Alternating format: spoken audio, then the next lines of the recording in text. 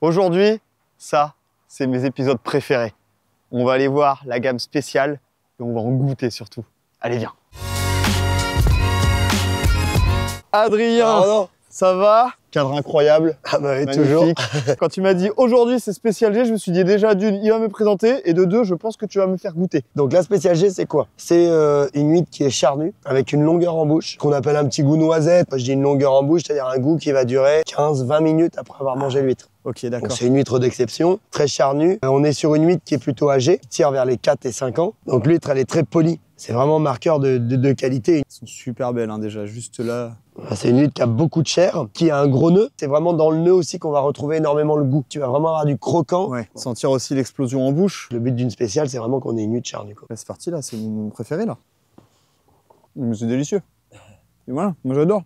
C'est vraiment en plus une huître qui me tient à cœur. C'était mon projet BTS justement, juste avant de rejoindre à 100% l'entreprise. L'entreprise, c'est ton huître de création. L'histoire en plus, elle est encore plus belle. C'est-à-dire que c'est le projet pendant que tu es en études et qui continue à perdurer après ton BTS, après tes études et qui est commercialisé. Exactement. Et aujourd'hui, ça fait quand même partie parmi l'une des gammes qu'on vend le plus dans l'entreprise. C'est ce que j'allais te demander. Du coup, c'est la gamme qui est le plus consommée par tes clients? Non, ça reste quand même la fine. Après, à l'intérieur de la Spécial G, donc on a différentes tailles.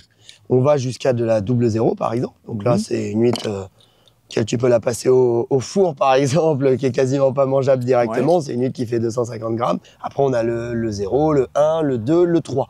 Comment on peut définir, ça c'est le numéro 3, d'où ça vient ça c'est 3, pourquoi 3, 2 Alors si on reprend l'historique, l'historique. Oui, complètement. Avant, il y avait petite, moyenne et grosse. Du temps de mon père, au tout début, quand il a démarré, on faisait avec que 3 tailles, petite, moyenne et grosse. On s'embêtait pas, 3 tailles, voilà. Le mot. Okay. Et après, comme en France, on aime bien que ça soit plus compliqué, on a créé des numéros avec des grammages.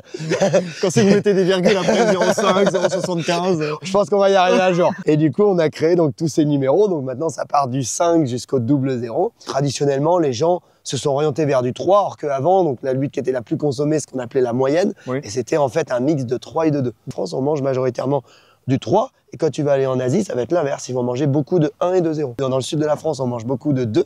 Oui. Alors que dans le nord de la France, on va manger beaucoup de 4. Ouais, okay. Donc il n'y a vraiment aucune logique, il n'y a aucun rapport avec le goût. C'est vraiment traditionnel. On est vraiment sur le traditionnel pour la taille des huîtres. D'accord. Elles sont très belles, c'est des chefs-d'œuvre. Et moi j'en goûte une aussi. Ah bah oui Adrien, quand même. Le plaisir. On est sur des huîtres justement qui ont de la longueur en bouche.